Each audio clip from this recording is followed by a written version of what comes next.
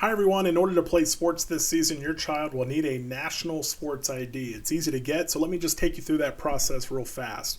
If you go to nationalsportsid.com, you'll see this screen where you can go ahead and sign up. But before we do, I do want to make it clear that down here in the left-hand corner, there is a live help feature. This is incredibly helpful as there is a whole team of National Sports ID staff that's there to help you through the process. That way you don't have to call your coach or your athletic director or the league commissioner and say, hey, can you walk me through this? They have a staff there ready to go for you. They do this for all the big tournaments for AAU, soccer tournaments across the league and so forth. So you'll just put in your name that you're a parent and tell them what your problem is, and they can go ahead and walk you through that to speed the process up, and that way you can get an answer right away.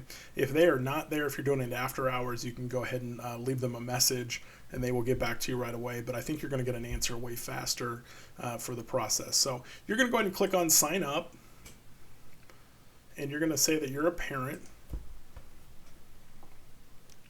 And you're going to go ahead and enter your information. I'm going to go ahead and put in mine. We'll go ahead and do a fictitious birth date to create the child's name. Okay, so we've got me in there, so we'll click next. And now you're going to go ahead and put in your name as the parent. So we'll go ahead and just have a name there as a parent. So you'll go ahead and put in your address.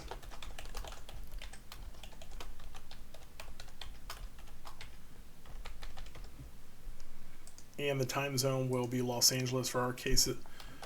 And you'll create a password to keep your account secure.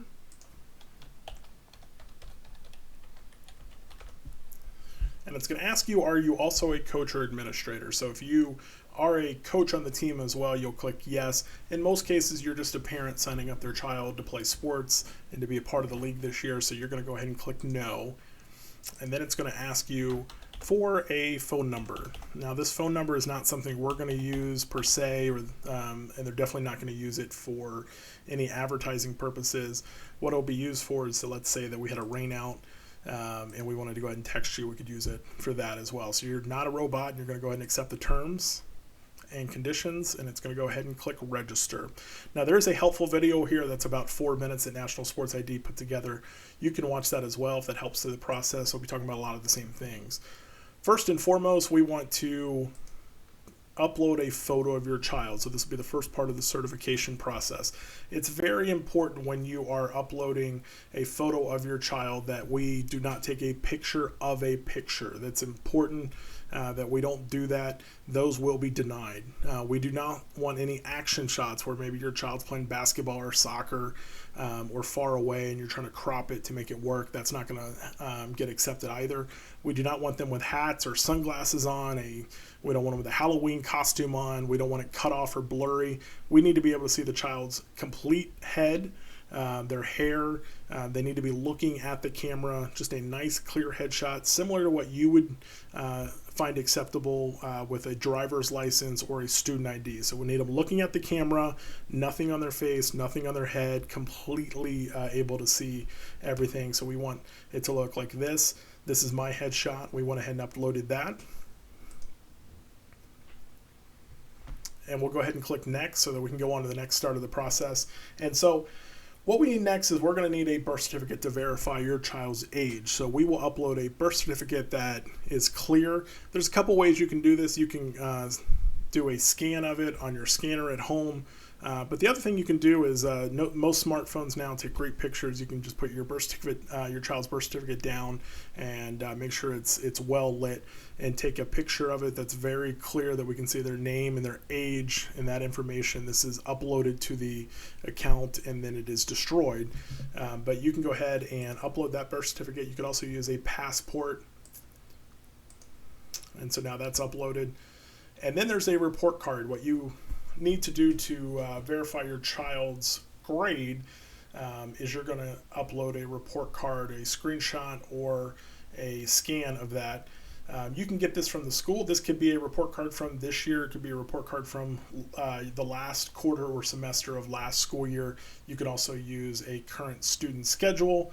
And then we will also even accept a student ID if it is current with the child's name, grade and picture showing clearly, we could use that as a proof of grade. So I'll go ahead and upload Justin's report card, and then we'll go ahead and put in a school and select a grade. And then it's time to pay. It is $10.99 for the year to get verified.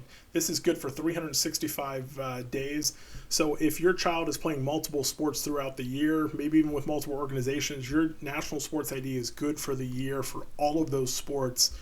You just have to renew it every year. The nice thing about renewing is next year you don't have to upload all this stuff. It's already on the account. You go ahead and you put in your credit card number, your expiration date, your security code, all of that, and then you click Get Verified Now, and that will complete the process for getting your child in the system. There's one more step to the process that we won't completely go over today, but that is a waiver. If you are in a sports league that requires a waiver, NCSAA is one of them, your child will be added to a team, and so you may have to re-sign in and click the waiver. And so that might be a second step that you have to do later on, unless you were sent a link directly from the coach where it puts you on the team, and then you can go ahead and click that waiver there.